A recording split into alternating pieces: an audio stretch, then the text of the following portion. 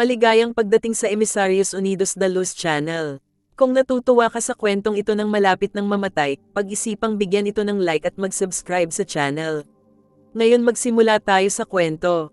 Di nagtagal pagkatapos ipikit ang aking mga mata upang matulog isang gabi, ang aking visual field ay napuno ng isang matinding maliwanag na puting liwanag na napuno ng isang kahanga-hangang pag-ibig, at nang ang lahat-lahat na liwanag na iyon ay naging aking natatanging katotohanan, napagtanto ko sa sandaling iyon na ako ay namamatay. Sa ilalim ng tubig na sumasaklaw sa lahat at walang hangganang liwanag, narinig ko ang dumadagundong, kumukulog na hangin at ang pinakamagandang awit ng mga anghel. Habang ang walang hanggan na pag-ibig na likas sa liwanag ay nanaig sa akin, ako ay natakot na mawala ng kontrol sa aking katawan, gayunpaman, ang pag-iingat sa sarili at ang bawat pisikal na pangangailangan ay pinahina ng liwanag. Habang nilalamon ako ng liwanag, naramdaman ko ang pagsabog ng lubos na kaligayahan at pagmamahal na lumawak mula sa aking tiyan at lumawak sa liwanag, at hindi nagtagal, naging isa na ako sa liwanag. Ako ay naging inosente, pag-ibig, lubos na kaligayahan, kapayapaan, kapangyarihan, kagandahan, at karunungan ng liwanag. Tulad ng isang ina na karga-karga ang isang bata sa kanyang mga bisig, ang liwanag ay dinala ako pataas at sa napakabilis na bilis.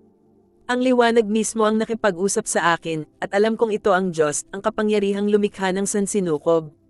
Ipinaliwanag sa akin ng liwanag na ang liwanag ng unang langit, kung saan ako lumubog, ay 1,000,000 beses na mas maliwanag kaysa sa alinmang liwanag sa lupa. Ipinaliwanag nito sa akin na ang liwanag ay ang liwanag ng isang pag-ibig na ang tindi ay 1,000,000 beses na mas malaki kaysa sa anumang uri ng makalupang pag-ibig, isang pag-ibig na pumuno sa hindi mabilang na paraisong mga planeta. Sa aking disincarnate na estado, tumingin ako sa aking katawan at napansin na ito ay tila gawa sa maliwanag na puting liwanag habang nananatili pa rin ang anyo ng tao. Pagkatapos maglaan ng ilang oras sa unang langit, pagkatapos ay dinala ako sa mas mataas na lugar kung saan ang kagalakan at kaluwalhatian ng Diyos ay parang bigat na nagpapabigat sa akin, at sa larangang iyon, ang kagalakan at lubos na kaligayahan na aking naranasan ay halos hindi na mabata. Ang aking pagkatao. Sa katangi-tanging lubos na kaligayahan, naramdaman kong sumabog ang aking pagkatao at naging isa sa isang kaharian ng liwanag kung saan ang kaluwalhatian ng kawalang kasalanan, pag-ibig, lubos na kaligayahan, kapayapaan, kapangyarihan, at karunungan ay 1,000,000 beses na mas maliwanag kaysa sa naranasan ko sa unang langit.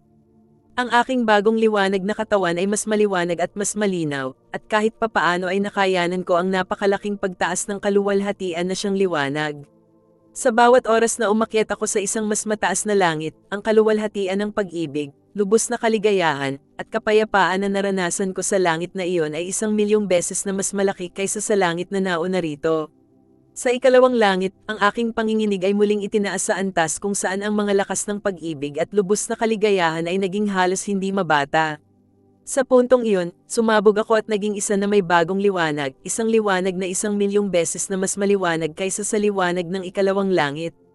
Sa ikatlong langit na iyon, tao pa rin ang aking katawan ngunit maningning, na may liwanag na mahirap tingnan. Sa langit na iyon, pinakinggan ko ang magagandang tinig ng mga anghel na umaawit, at namangha ako nang dumagundong ang kanilang mga tinig sa lahat ng kanilang kaluwalhatian. Ang awit ng anghel ang lumikha ng buhay at ang napakaraming posibilidad sa universo, ang awit na puno ng kapangyarihan at karunungan na kaakibat ng kagalakan na likas sa gayong walang kabuluhang pagpapahayag. Mabilis akong tumawid sa ikatlong langit na iyon at dinala sa ikaapat na langit, kung saan ang kaluwalhatian ng Diyos ay nagniningning ng mas maliwanag. Nadama ko na ang mga nilalang ng ikaapat na langit ay umiral ng higit sa hindi maisip na kaluwalhatian, at alam ko na ang buong kalawakan ng enerhiya ay nilikha ng liwanag ng ikaapat na langit.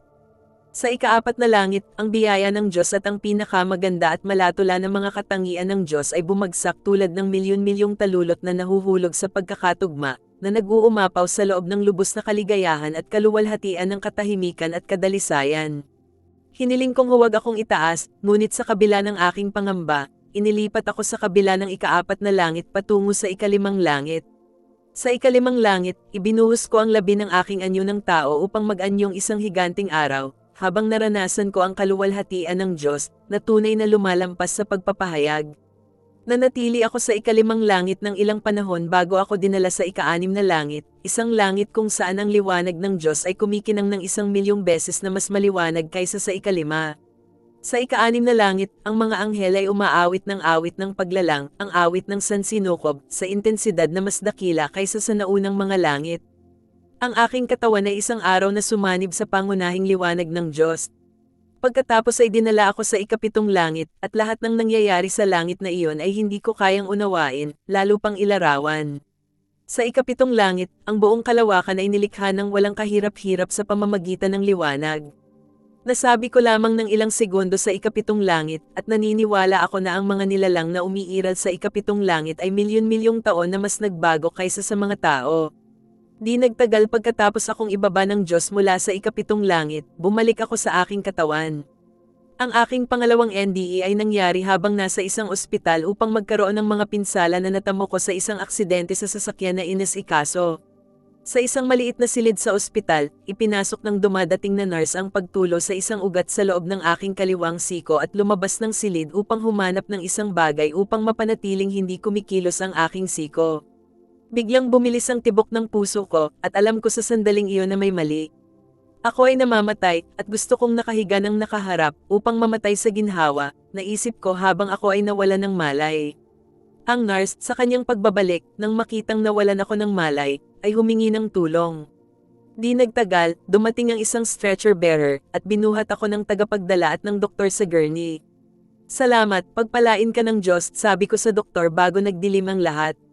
Nang bumalik ang aking puyat, nalaman ko ang isang maliwanag na tila nagmumula sa kisame habang ang isang mahusay na katahimikan ay nahuhulog sa akin. Iyan na ang pag-alis ko sa aking katawan, naisip ko nang lumabas ang isang napakatalino na asul na ambon mula sa pagitan ng aking mga kilay. Mula sa aking posisyon sa itaas ng aking katawan, naranasan ko ang isang sandali ng hindi maipaliwanag na damdamin habang namamangha ako sa kung gaano kaliit at limitado ang pisikal na katawan kung ihahambing sa laki at kadakilaan ng espiritu. Lumingon ako sa paligid ko, at doon ko napagtanto na nakikita ko sa mga dingding ang pasyente sa operating room, na sa sandaling iyon ay aalis na rin sa kanyang katawan. Sa isang maliit na silid, nilapitan ko ang isang kaibigan sa pagkabata na, nagtatrabaho bilang isang radiologist, ay kumukuha ng mga x-ray na larawan ng isang pasyente. How lovely to see you, sabi ko habang binabati ko siya, ngunit hindi siya nagpakita ng palatandaan na narinig niya ang sinabi ko. I must be dead, naisip ko habang pabalik sa kwarto kung saan nakahiga ang katawan ko. Pinagmasdan ko ng paulit-ulit na hinampas ng mga doktor ang aking dibdib sa pagtatangka na buhayin ang aking katawan, at nabahala ako na ginagamot nila ito ng labis. Bigla akong nakaramdam ng puwersang humihila sa akin pataas, at noong una, nagpupumilit akong makatakas, napagtanto ko na walang saysay ang pagtakas. Habang hinahayaan ko ang aking sarili na dalhin pataas, nalaman ko ang isang lagusan na aking dinadaanan at ang liwanag sa dulong bahagi ng lagusan na iyon.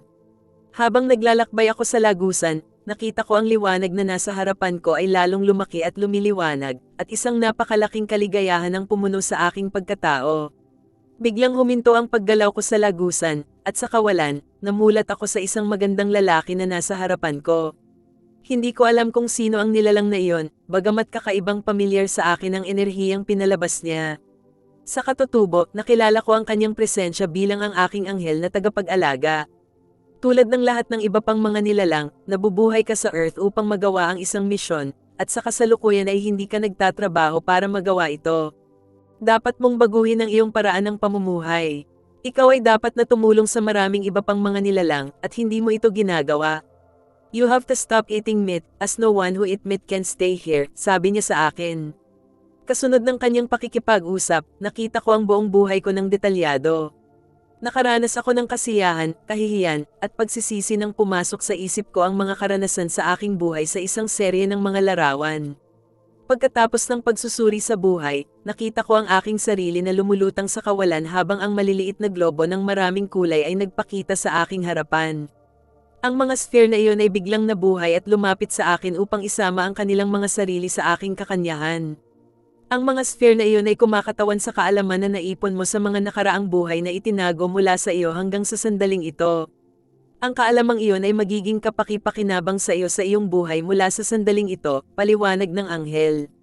Ipinaliwanag sa akin ng anghel ang maraming bagay, ngunit ang malaking bahagi ng ipinaliwanag niya ay hindi ko naintindihan.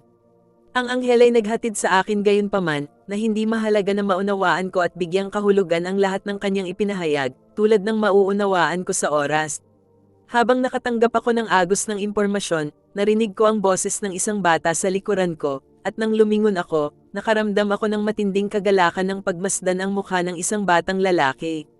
"Mama, ako po si Juan," sabi ng bata bago biglang nawala.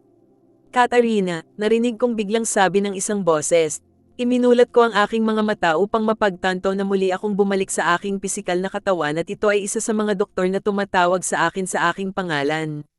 Pagkatapos ay hiniling sa akin ng mga doktor na ibigay sa kanila ang pangalan at numero ng telepono ng isang kamag-anak upang ipaalam sa kanila ang aking sitwasyon. Tinalakay ko ang aking NDE sa doktor, na pagkatapos ay nagpatuloy sa pagsasabi sa akin na ang mga NDE ay produkto ng mga pangpawala ng sakit, na sumisira sa mga proseso ng pag-iisip. Gayunpaman, ang aking asawa, na isang doktor, ay naniniwala na ang aking NDE ay isang tunay na karanasan.